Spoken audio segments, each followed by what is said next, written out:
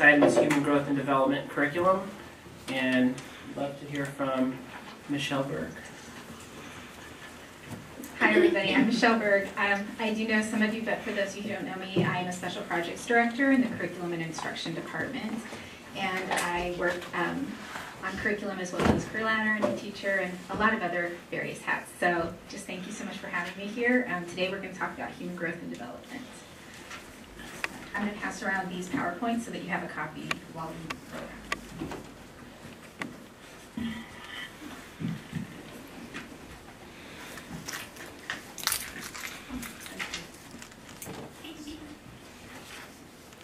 So for today, we have 4 objectives, hopefully, that we will be able to get through to kind of talk a little bit about human growth and development in Creighton School District.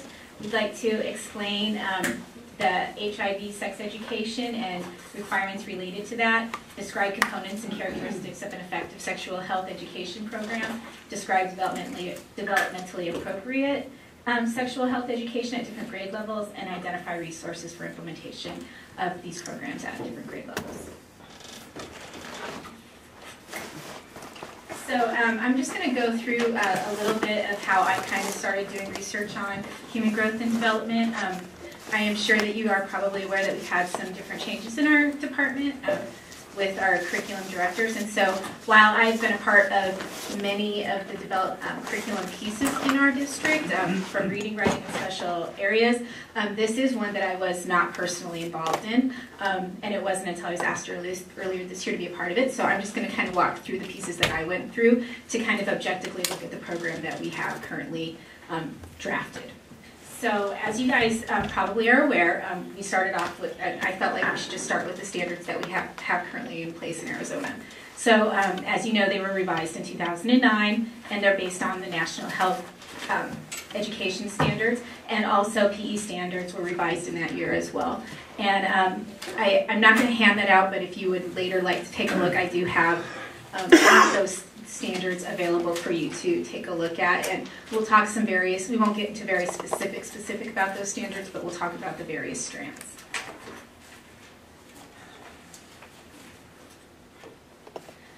So when we talk about relevantly, after we talk about the standards, I wanted to take an opportunity to learn a little bit about some of the policy and laws that relate to sexual health education here in Arizona. And so in order to do that, I went to a state training that was provided by the ADE. And I felt like that was very helpful and really letting us know about what are the major things that we need to really take into consideration when we're looking at that. So these are the 4 laws, and we're going to go through those one by one.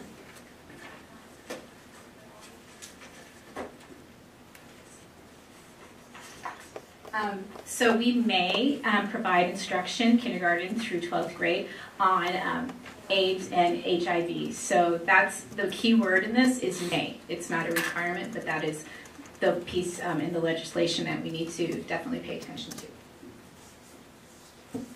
And these are the components that we are free to develop them in its own course. We just need to make sure that they're appropriate to the grade level. They're medically accurate, promote abstinence, discourage drug use, and dispel myths regarding transmission of HIV.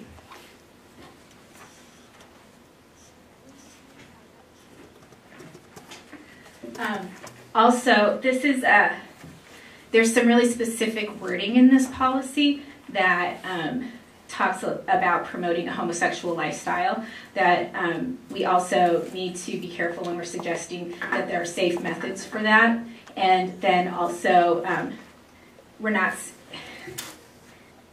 supposed to talk about, well, basically they're saying we can't say gay males, anal sex, or condoms in the same sentence. There's very specific parameters about what we can say in conjunction with one another. Interesting. I thought it was interesting. Sometimes it's easier to read it. Okay. That was the one hurdle I was very nervous about, and I got over it, so I'm okay now. It's going to be a breeze from here. These are the highlights from basically sex education in Arizona. So in K through 8th grade, there are specific laws that say that we need to have K through 8 boys and girls are taught separately. This can be very challenging when it comes to the lower grades. but especially when you get into the human growth and development part, that's necessary, which really starts around the 4th grade. So that's something to take into consideration. We must have a detailed process of local governing board approval. And if you guys, in your packets, I already believe you have the board policy, the policy that we have, and it outlines a lot of these things that I'm talking about. It needs to be age appropriate, recognize the needs of exceptional students, meet the needs of the district, and recognize local community standards and sensitivity. And then this is another important piece, is that we have to have a detailed listing of what materials and instruction must include. And in my analysis, we really don't have that detailed piece. That's something that we definitely need. That's why I highlighted it.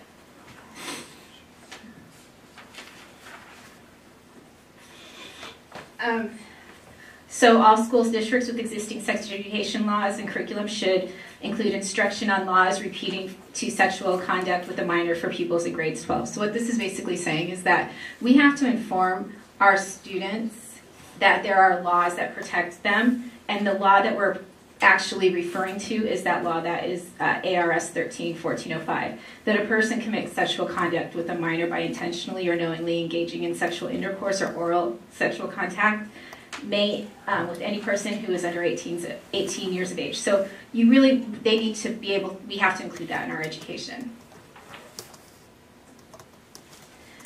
This is just the outline saying that we have to have parent notification and consent, and it needs to be active. It needs to be very particular to human sexual education. So we do have this. This is a piece that we've had for years, that parents can opt out or opt in.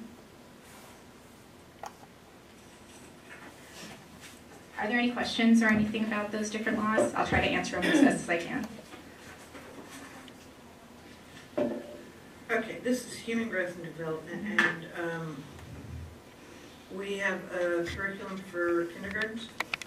Okay. At what age or what grade level? 4th through 8th grade. Just 4th through 8th grade. We can have human growth and development from kindergarten through 12th. There are standards that address all of those ages. Okay, so I'm going to go ahead and move on to some considerations to take to think about when you're developing these different curriculum.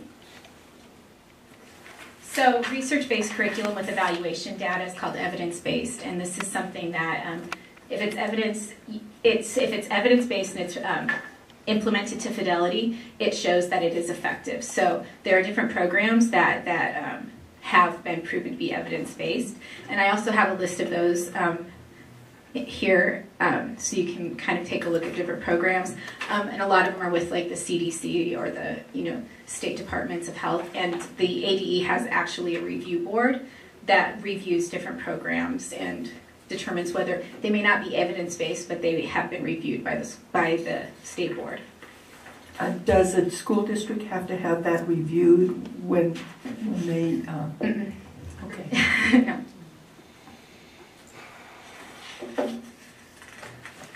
When we're talking about about these programs, there are 17 characteristics that have been proven to be helpful with these programs that have been proven to be effective, and I've put a list of that in your packet.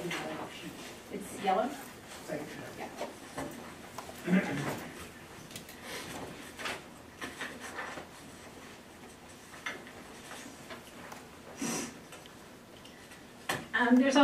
There are different approaches to teaching these different programs. They're based in different theories. So there's the social influence theory, cognitive behavioral theory, and theory of reasoned action. And then these actually lead to the different types of programs the way that they're labeled. So for example, we have an abstinence only, abstinence based, abstinence plus programs, and another way to describe abstinence plus programs are the comprehensive sex education. It's the same thing. Mm-hmm. And Michelle, that fulfills the requirement to be that it promotes abstinence. Okay. Mm-hmm. Yeah, and that's the state law, right? We need to promote abstinence. We can have an abstinence plus, an abstinence-based, abstinence plus program, depending on what our constituents and clientele would prefer. But it just has to promote abstinence. Okay. Thanks.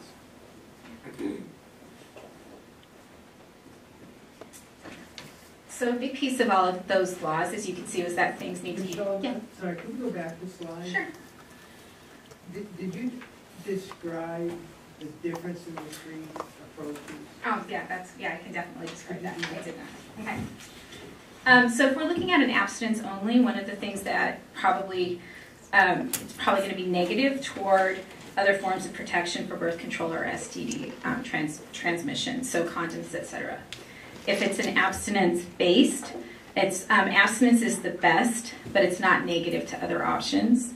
If it's an abstinence plus or a comprehensive sex education, it promotes abstinence plus other methods. So those are all just different ways that they would label the different programs from what they would have. So what's the difference with abstinence plus and abstinence based? I didn't really hear the distinction. So abstinence is best Okay. in an abstinence-based program, Okay. but you're not stopping from talking about other forms of protection. Mm-hmm. Whereas an abstinence plus, abstinence is probably going to be the part of your program, is going to be in conjunction with other forms of protection. That's going to be among the choices.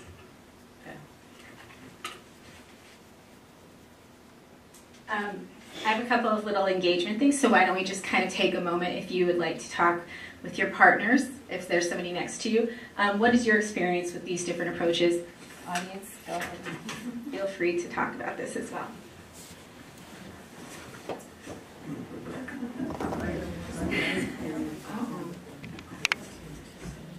I do too. Well, we certainly know what Yeah. So, I've done space with people that the teachers best, but they're not negative. But they're,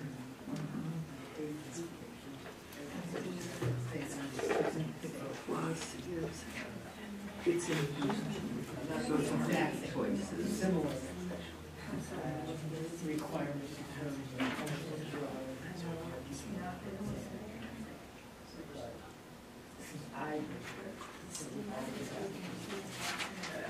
Okay, if you want to just take a second to finish up your conversations. I just definitely would like to say that in Arizona, it is okay to teach about contraception and STD protection as long as you are promoting abstinence. That's the way that it reads. So these are all things that we can take into consideration.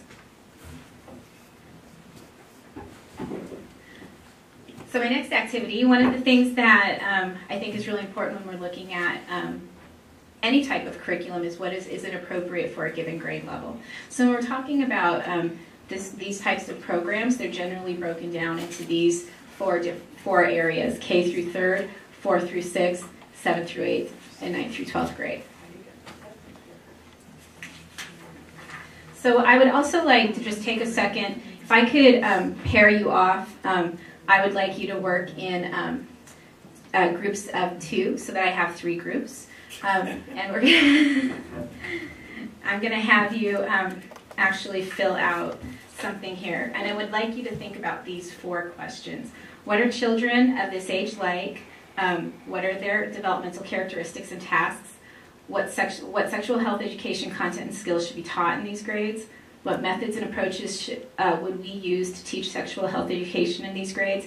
And what are some questions students in these grades would be likely to ask or would want to ask? And so I'm going to go ahead and start over here, and we'll have Dr. Bogner and Ms. Young, if you guys could do K through 3. Okay, so that's the grade level I'd like you to focus on. Ms. Arenas and Mr. Zaragoza, if you could focus on 4, 5, and 6. And Dr. Boyle and Ms. Ferguson, if you could go ahead and focus on 7th and 8th grade. And I'm going to be handing out a graphic organizer for you to work with. Sure, no problem. I'm going to Matt. Because I've taught a lot of force and feeling I had to do this. Yeah. But that's okay. Switching groups. Right. Only because I taught it for them. I like the other sheet. Like they were I had to see more. Oh, wait, I didn't give you your one that you needed. Yeah.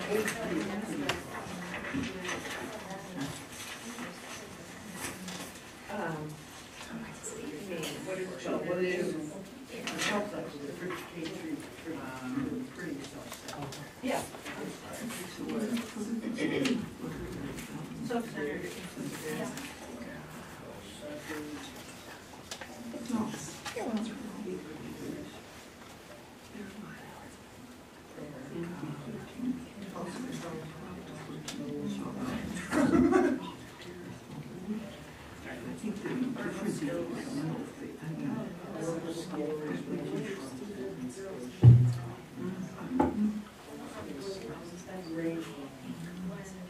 There's a huge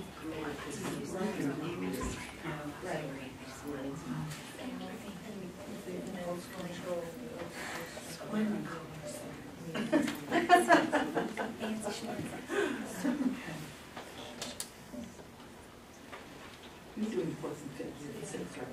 Okay.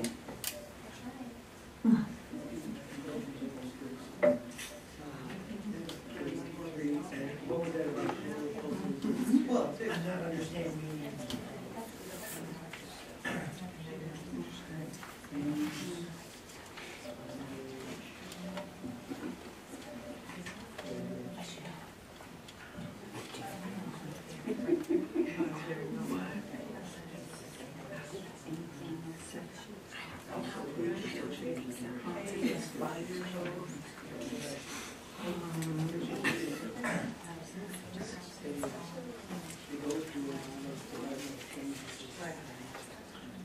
Should we say the choice of items?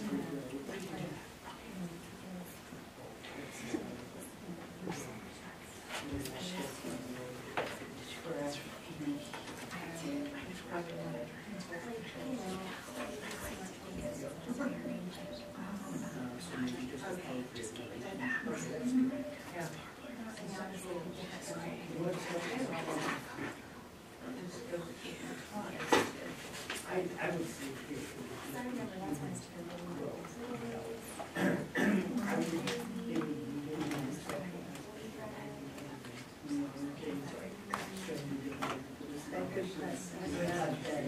So I'm going to go ahead and give you just about 30 seconds to kind of finish up your discussion with your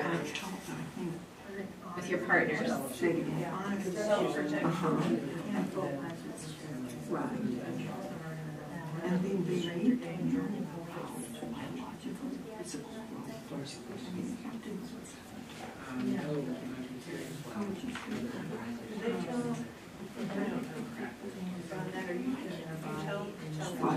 Changes, yeah.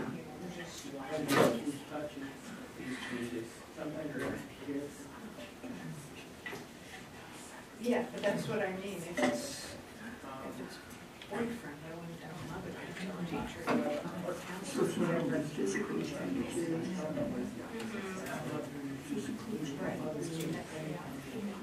emotional changes. In the interest of time, I'm going to go ahead and move us along so that we can make sure that we have some time to talk to. just get in. I know. You know what? The reason why I actually included this activity is that when I was in the training at the ADE, I personally, I can move this, right? I personally. You gotta leave $1 on the thing. I'll pay later. I had taught fifth grade, so I actually have delivered this content, similar content before. And in my head, I had really thought that that's where those kinds of conversations started taking place, because when I was in fifth grade, that's when we had those different conversations. And it wasn't until I started doing this research and I started actually attending the other session and then even looking at the state standards that this curriculum actually begins in kindergarten. And so I've handed out a paper that talks a little bit about developmentally appropriate things, and maybe why we're not talking about developmental changes or puberty or even explicit necessarily sexual contact.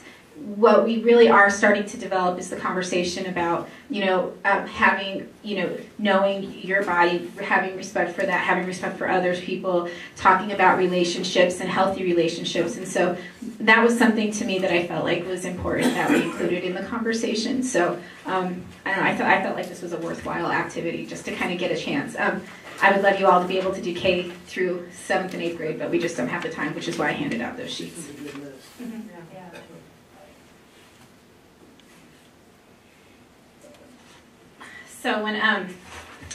So once I had some information, I'm by no means an expert once I kind of had some information to go on, I took a look at the draft proposal that we have for our current program.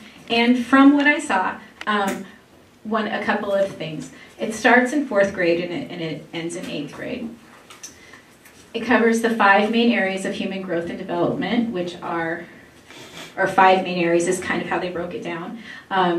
Puberty, gender specific, STDs and AIDS, personal health, emotional changes, and it aligns with Arizona Health Standards 1, 2, 5, 6, and 7. And it's an abstinence-only program, and that to me, when I was looking at the PowerPoint, was very evident. So while it talked about STDs, it only offered one safe way of managing that. A couple of, this was just so that you guys can have a little bit of background. This was a group headed up by Connie Whitty, and it took place part of last year and during the summer. The gaps that I could see was the K-3 curriculum, strands from the health standards, and then another I guess I wasn't quite clear on was where would this actually be taking place? Would it be taking place in the classroom? Would it be taking place in PE? You know, who were the people that would be delivering this content? And that was something that I wasn't really quite clear on when I was looking at the information. It was missing the strands also in the 4th through 8th of the strand 3, which is learning access to health resources, strand 4, which is interpersonal communication, and strand 8, which is personal advocacy. And so those were the areas that I felt were gaps that we had in this curriculum. It's super important. I'm sorry, what was strand 4? Strand 4 was interpersonal communication. So from there, what I did some research. I wanted to take a look at what were some other school districts doing with these standards that were built in 2009. So I took a look at Kyrene, and I took a look at Scottsdale. So the things that I learned about Kyrene were that it is a K through 8 program, and it aligns with all 8 strands of the Arizona Health Standards, but they also have 2 other strands, 9 and 10. Strands 9 is what we would call like our puberty education, and then strand 10 is HIV education. It is an abstinence-based or an abstinence plus program, but interestingly, just 2 days ago, they passed another piece of that of their program. It had to go under a 60-day review, and it was just in the Ahwatukee newspaper 2 nights ago. And they have a component in 7th grade that is an abstinence-only program, and it's called Worth the Wait. So they are actually combining an abstinence-only with an abstinence plus program. So it has both of those components.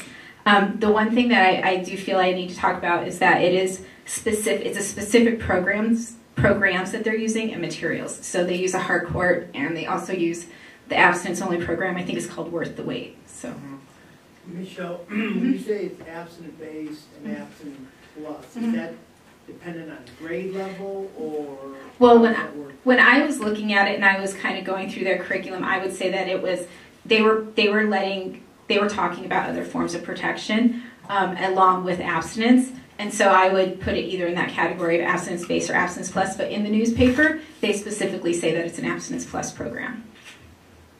Michelle, like, isn't it, I guess I'm concerned, well, I'd be interested to know why they would have 2 different types, because to me that would be confusing, and some might send the wrong message. Like on this hand, we're saying like abstinence only, with this program that you talk about, Worth the Wait, and at the same time, it's abstinence and these other options. So I can't answer that because I'm not on that board, but I think that what I would assume is that because the abstinence plus program might be maybe it's not going far enough to promote abstinence, that they may had to have add this other piece. It's in 7th grade. If you look at the policies, a lot of these programs take place over an 8-day period, or a quarter. They can't take place over more than a quarter of the year. So they're not long units that we're talking about. And so I think that they're adding that component to meet the abstinent promotion. But I mean, that would be something that we would have to specifically contact Kyrene, which we could definitely do. I'm kind of confused. Which is an extraordinary and least day? I'll do my best to try to clarify it. You have abstinence only in Mhm. 7th grade. Mm-hmm. And the abstinence plus then would come in 8th grade. Right. They actually, let me get the letter for you. So they're saying in 7th grade, don't do it. And 8th grade, if you do it, make sure you do this also. Mhm. Well, what about 6th grade though? I mean, we don't know what it is in Kyrene, do we? Yeah. So I have all of those materials here. This is their scope and sequence from kindergarten through 8th grade. I only made one copy. It's all available online, but I'll have it available for you guys to kind of peruse at the end here.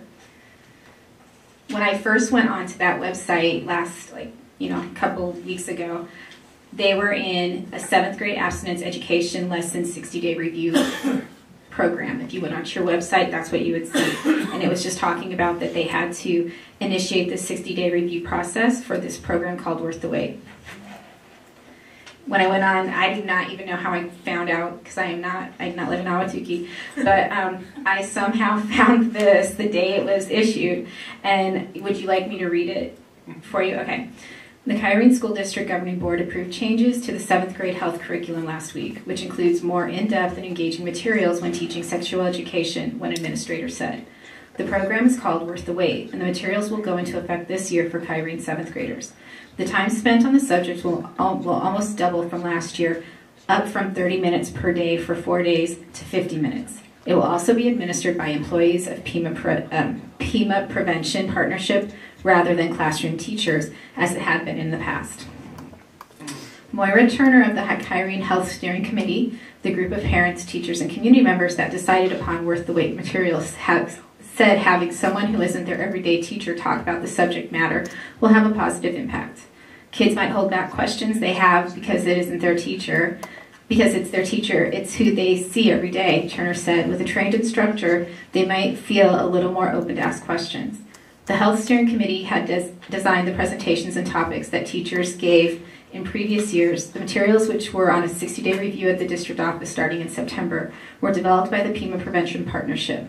Turner said that the material is more topical, with sections going more in depth in the emotional side of entering into a physical relationship. We are offering current, most up-to-date information for kids, she said. These materials talk about what can happen on both sides for boys and girls and how they can get hurt both physically and mentally. It talks about what constitutes a healthy relationship. The materials are abstinence only, but a separate health section that takes place later in the school year for 7th graders is abstinence plus, as has been the case in the past sexual education opt-in for Kyrene families. Does that help? Yeah, so they're still abstinence-based, but it's just giving other options when they're going into 8th grade. I think a lot of it, So, exactly. I think a lot of it has to do with your population, the constituents, and your population and what they are advocating for. So, in Arizona, the rules are general, and because they want you to have local control over what you would like for your school district. Any other questions? So I took a look at Scottsdale as well, and I have those materials here too.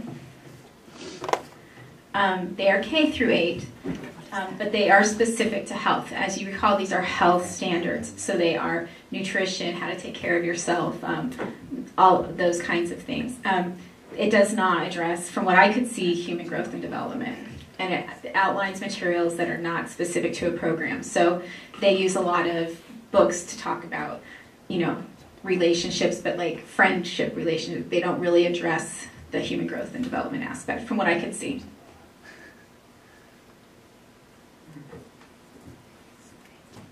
Great. Okay.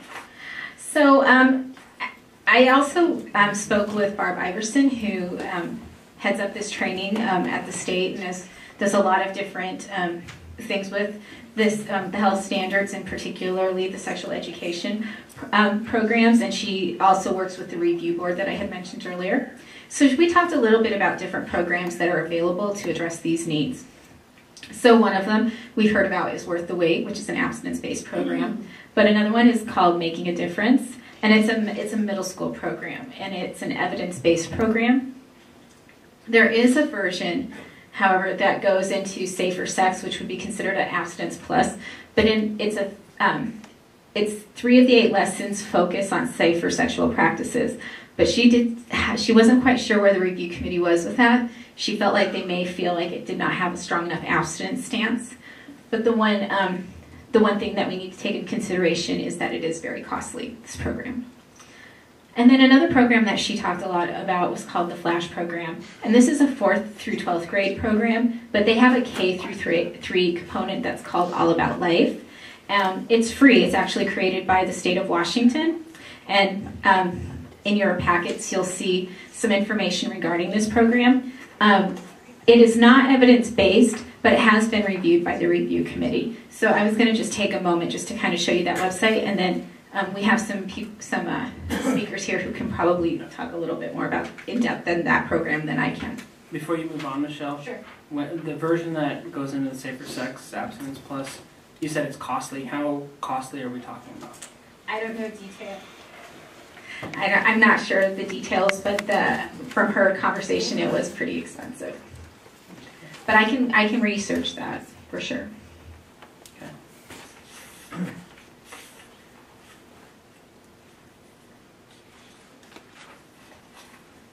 So this program is all online. You can buy it bound, and they can break it off into sections if you'd like. But when I found it pretty user friendly. So you could. So here's the lesson plans for 4th, 5th, and 6th grade. As you can see, it's family, self-esteem, gender roles, friendship, decision-making, sexual exploitation, reproductive system, puberty, and we can look at this one since this probably went wrong. Hopefully. We've all been through it.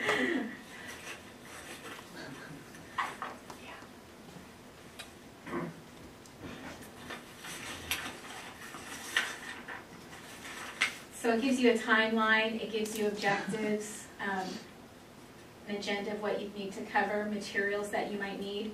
From what I can see, there's some videos and some books that you can use, but they give you those. It's not necessarily that you buy it through them. They give you the names. Different activities that you can participate in. I take it this isn't copyrighted then? We could use it? It- Is that what you're saying? Yeah, I mean, it's a program. It's it seems like you can download it and you can just use it all. And Barb Iverson, from the State Department, she brought this up as one of the ones that we could consider taking a look at.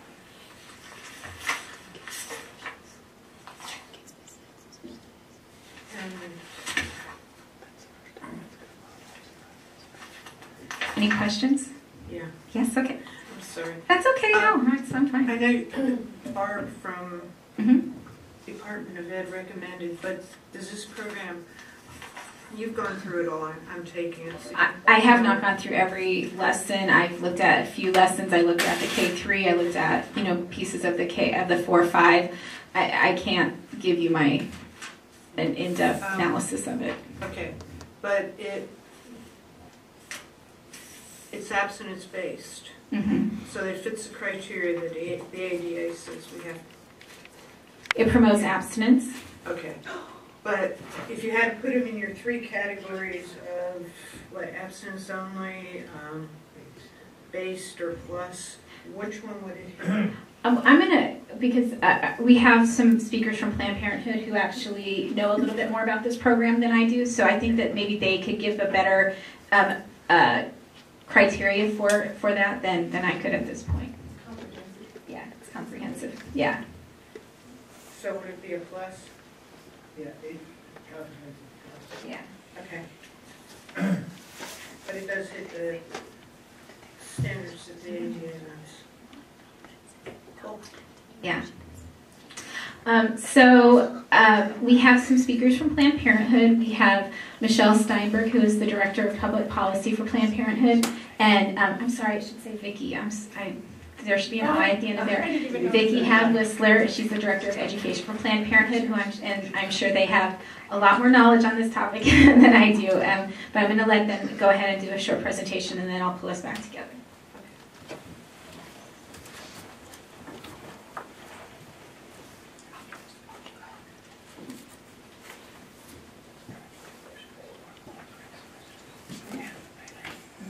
So how do we get this over? Yeah, I was just.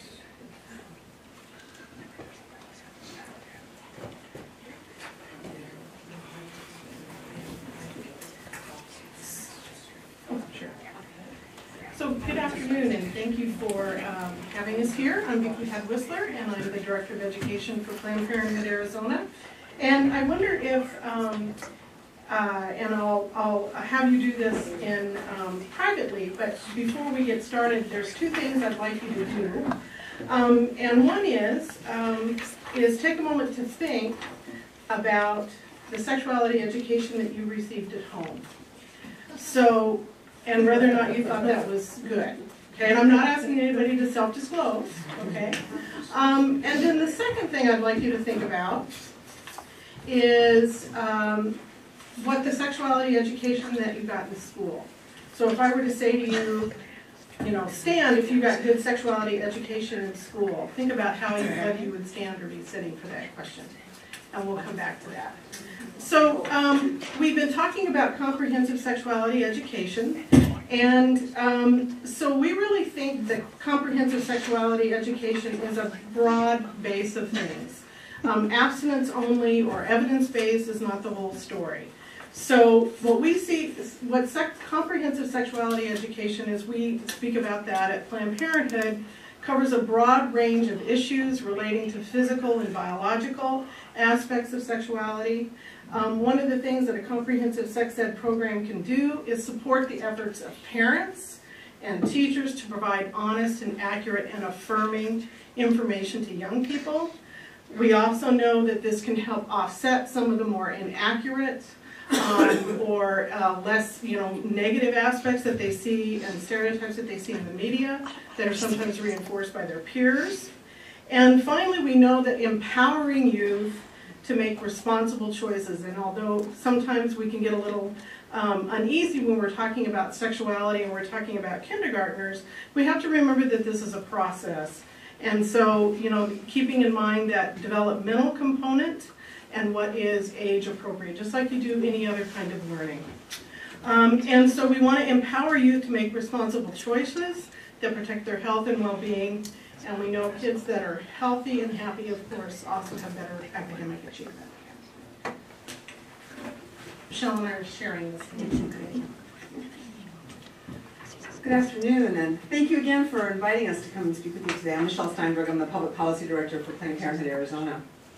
So does comprehensive sex ed work? And we talked a little bit about the different sort of levels of sexuality education. And we believe that comprehensive approach really is the best approach, and that's what's reflected in the flash curriculum that you saw earlier. And basically, when you look at the impact of sexuality education on risk-taking for kids, I shouldn't say kids, for teens ages 15 to 19, revealed that those who received comprehensive sex ed were 50% less likely to report a pregnancy than those who received education that was or promoting abstinence only until marriage. Also, when we look at the evaluations of comprehensive sex ed programs, we also show that the programs can help delay onset of sexual activity, which I think is extremely important, reduce the number of sexual partners, and increase contraception use. And all of which, of course, contribute to a lower teen pregnancy rate and a lower STD rate among teens. I think this is really important information to look at. When we look at states that have adopted a more comprehensive approach to sex ed, what we're finding is states who use a comprehensive program have the lowest teen pregnancy rates and the lowest STD rates in the nation. And if you look, you'll see that Virginia sexuality education covers both abstinence information and information about contraception, and they saw a decrease in their birth rate when they started this program, this comprehensive program. And in Rhode Island, they saw an 11% decrease in teen pregnancy when instituting that. But I think the most stark statistics really are the 3 states with the lowest teen pregnancy rates all require a comprehensive program. I think that's a really, really important statistic, because we've been seeing over the last 12 years or so, since abstinence-only promotion has been funded by the federal government, we've seen an increase, not an increase in teen pregnancy, but we've seen an increase in abstinence-only promotion and a decrease in comprehensive sex ed. And as a result, I'll just give you an example, Arizona has the 3rd highest teen pregnancy rate in the nation. Close to 19,000 15 to 19-year-olds get pregnant in the state every year. And that's about 50 or so a day. It's a pretty serious issue. In addition to that, and actually we'll cover this in another slide, but in addition to that, roughly 25% of Arizona teens that age have an STD. So I think it's important that we talk about 25% of teens. And that's a current number from the CDC. So I think these are the kinds of issues that when we look at the promotion of abstinence, we're seeing that this is a public health issue as well as an issue for teens. So.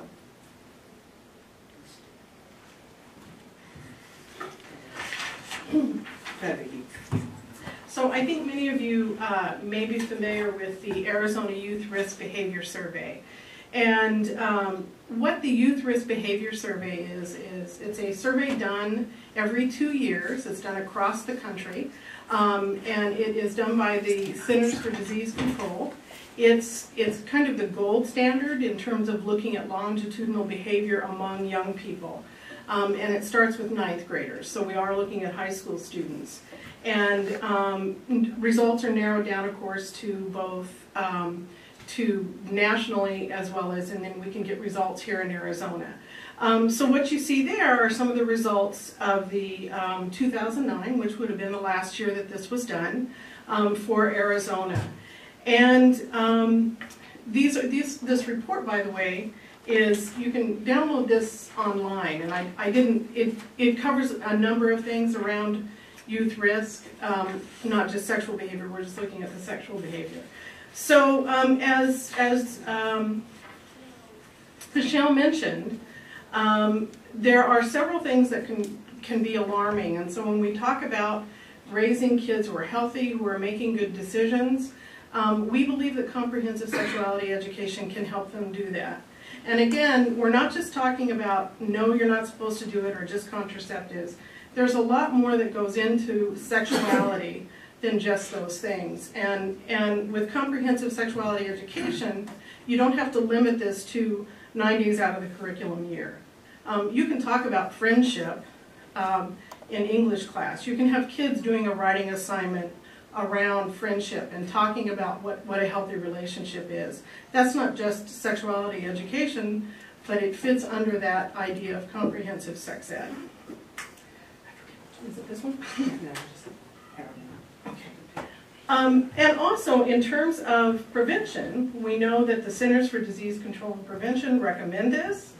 We know that they recommend, in general, school health programs, and as I'm sure you've recognized, as being in the folks that have to make decisions about where money in schools are going, health education has been cut fairly dramatically. So within that, we know that those can have some positive effects on educational outcomes and help reduce health risk behaviors, things that are also addressed, like I said, in the survey.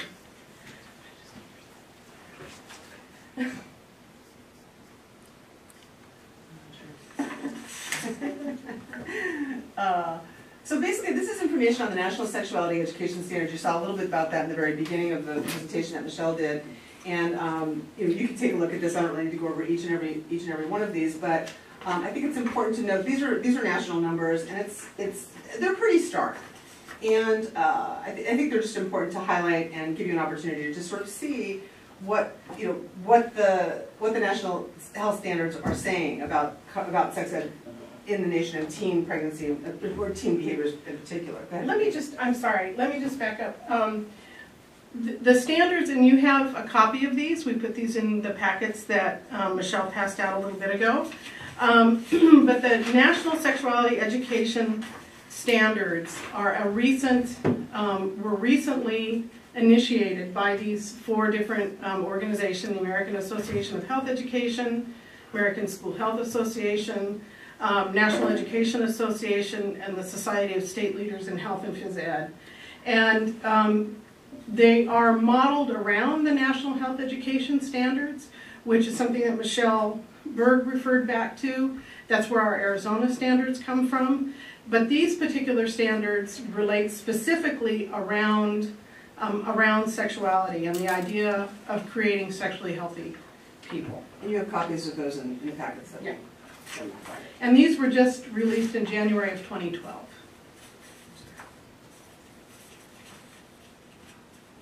So again, I think some of these statistics are worth mentioning. One in particular, 1 in 4 sexually active teens has an STD, 2 young people every hour become HIV positive. I mean, these are the kinds of things I think we need to be looking at as community leaders and really understanding what this means for our families. So again, the National Sexuality Education Standards, the goal is to provide clear, consistent, straightforward guidance on the essential minimum core content for sexuality education that is developmentally and age appropriate. And I think that's really important to highlight.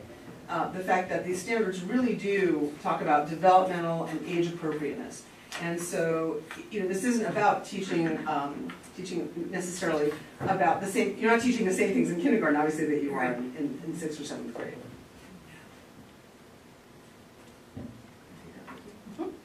So the core content, as I mentioned before, they're based around the National Health Education Standards. And the standards for the sexuality education relate to anatomy and physiology, puberty and adolescent development, identity, pregnancy and reproduction, sexually transmitted diseases and HIV, healthy relationships, and personal safety. And so in each, just giving for an example, in anatomy and physiology, for example, if we were talking about kindergartners, we might want, the standard might be for kindergartners is that they know the proper names of their reproductive organs. And that's it, okay? Well, as we're getting into 5th grade and we're starting to talk, in 4th and 5th grade, then really understanding the elements of reproduction become important. So again, coming back to this idea of being age appropriate and developmentally, what's developmentally appropriate for kids that age. And just as we near the end, we wanted to bring to your attention a little bit of research that was done by Planned Parenthood recently. In 2008, we conducted a research study with the Behavior Research Center, and it showed that 76% of Arizonans believe that the best way to reduce teen pregnancy is through medically accurate sex education, including birth control education. I think that's a really, really sort of stark number of people who have basically said, this is what we believe needs to happen. 80% of Arizonans believe that parents and teachers who are trained in the subject should both play major roles in teaching sex education in the home and in schools. Again, I think it's important to note that a parent involvement component in any good sex ed program is essential. Parents need to have the tools they need to talk to their kids about these issues at home as well and support the work that's being done in the classroom. And a recent survey that we just conducted late last year showed that Arizonans were 67% more likely to support Planned Parenthood because we offer medically accurate sex education to teens, which is an increase of 34% from the 2008 numbers that we did. And I included this because I think it's important to highlight that the work that we are doing in this area is really being recognized by people in the community. And then lastly, I'm going to let Vicki talk a little bit about what we can do to help if we can. So about 2.5 years ago, Planned Parenthood Arizona has been delivering sexuality education in the schools for a number of years. About 2.5 years ago, we sat down and we reviewed the program that we were currently using. We did a need assessments with our stakeholders, which were largely high school teachers, and we looked again at the health standards and really what our goals were around sexuality education. And so for us, we feel the best way to do this is to take a comprehensive approach to sexuality education. We recognize the importance of evidence-based curriculum, things like reducing the risk, and some of those other programs that have been very well evaluated. However, it's not the whole story.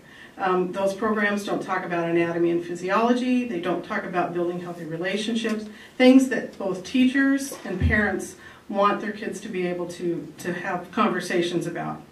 So what that led us to do is to adopt a curriculum that you heard about earlier called Family Life and Sexual Health.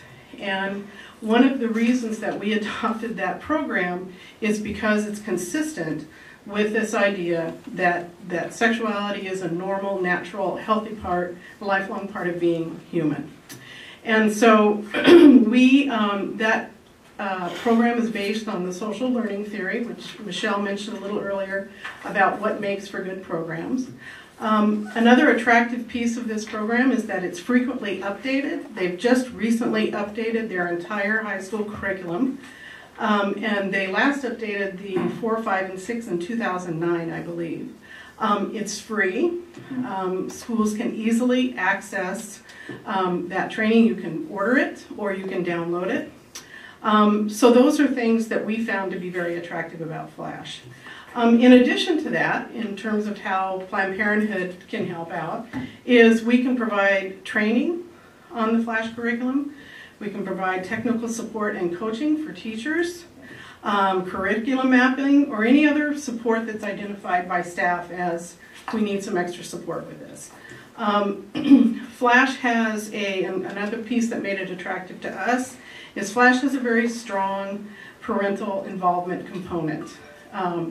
And so there is that piece embedded within the curriculum, and Planned Parenthood also offers a variety of workshops, which I think you should have a little brochure on some of the parent programs that we offer. I just also mentioned that we have funding opportunities to provide these kinds of trainings to school districts, so there isn't a cost associated with them. Thank you very much. Perfect. Of course, we're here to answer questions if you Other questions from the board? Thank you, Planned Parenthood, and congratulations on your recent win. I have a question for Michelle. You. Sorry. You had mentioned in passing that Connie Lady had presented, I guess it was in the fall, a curriculum, and at that time the board did not pass it. So this is educating us and all this other good stuff. But I guess my basic question is, since we didn't pass that in the fall, what are the kids getting, and are we meeting state standards? And this Flash program, there's some questions. Sure. What are they getting? Are we meeting state standards with it? And the third question is the Flash program K through 8, would we be looking at instituting K through 8? Well, you know, I came here to kind of present to you my findings based off of what did happen when the draft was not approved at an earlier board meeting. Right now, the programs that we're using are the videos and the pieces that are not based on the 2009 standards. They are things that we've been using currently for several years.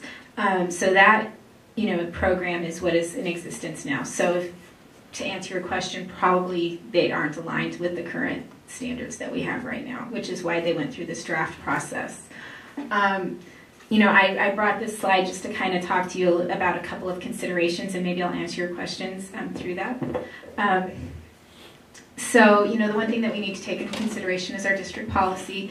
We need to have a review process as well, and we need to have the governing board approval. So that's something that, whatever program we do decide to go with is probably going to have to go through that whole process of building and rebuilding and then being presented with you guys. So I don't anticipate that happening rapidly.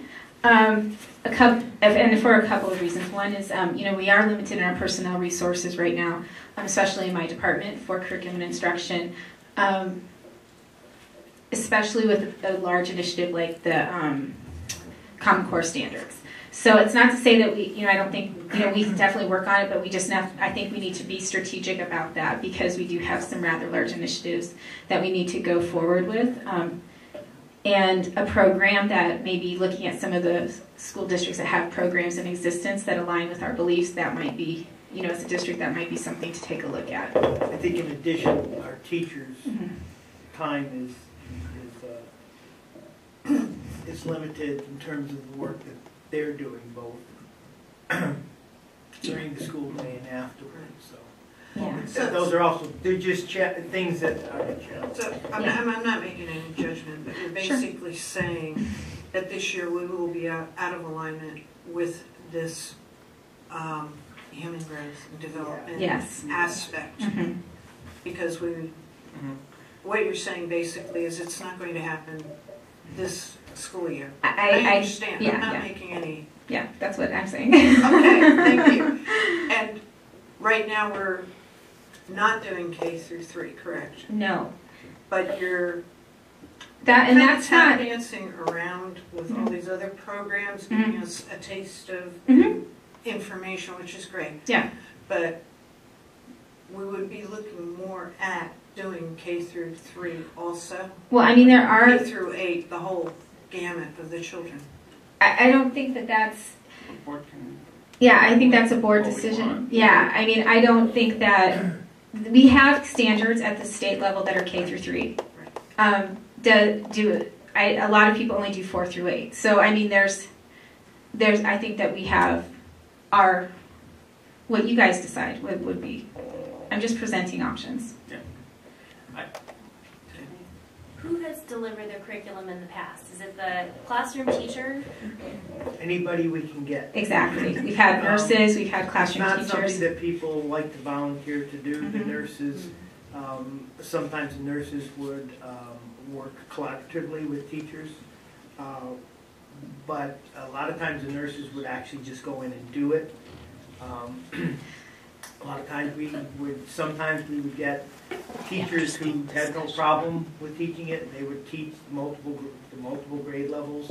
It took a variety of configurations at each site, depending on who was willing to deliver the curriculum. There's not always been a lot of comfort level with it. But the current curriculum that Creighton has been doing for several years, is it abstinence only, abstinence based? Which category does it fall under?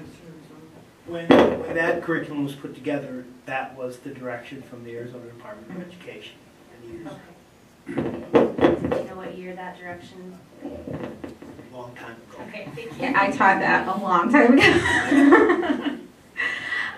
A couple of other considerations, I think, are the fiscal, the fiscal issues. Not only the materials or the things that we would need in order to develop a program, we would just definitely need to take a look at those pieces.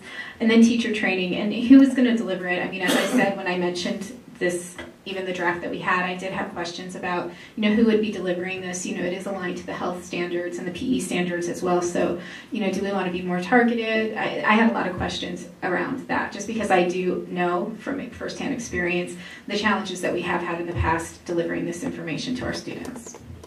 I have a question Yeah. for Planned Parenthood. Do you know who tends to deliver this curriculum, the FLASH curriculum in other districts? Is it nurses? Is it classroom teachers? Combination? Well, it's been heavily implemented in the state of Washington, because this came out of the Seattle King County Health Department. It's who initially developed this curriculum. Okay. So it's been adopted in several school districts throughout Washington, state of Washington, also in Idaho. So generally, when the public health provides the training, and when there's another Center for Health Training also provides training, they're training the teachers. And so again, because this is comprehensive, there's elements in this curriculum that teachers are not going to have, teaching about friendship and what makes a healthy relationship, I think most adults are pretty comfortable with. Where some of the discomfort comes on the part of teachers is talking about some of the things that relate to physiology and anatomy, and talking about this in front of my students. But also, teachers want to know that they are being supported by their administrator. They want to make sure that they've been trained enough to increase their comfort level.